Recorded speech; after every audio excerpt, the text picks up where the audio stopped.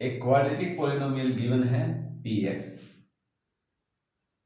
Point है 4 और हमें इसके जीरोज फाइंड आउट करने हैं इस पॉलिनोमियल के।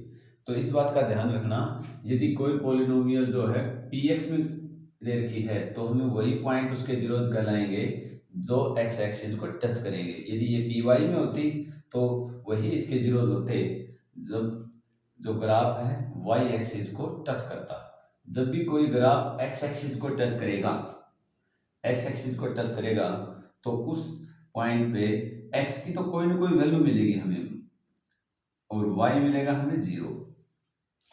इसका मतलब ये वाली जो सिचुएशन है वही इसके जीरोज कहलाएंगे। इसमें तो नहीं है ये और इसमें भी नहीं है, क्योंकि इसमें वाई की वैल्यू 30 है, इसमें -20 है, इन दोनों में है। तो इसका मतलब इसके जीरोज क्या रहेंगे, -6 और 6।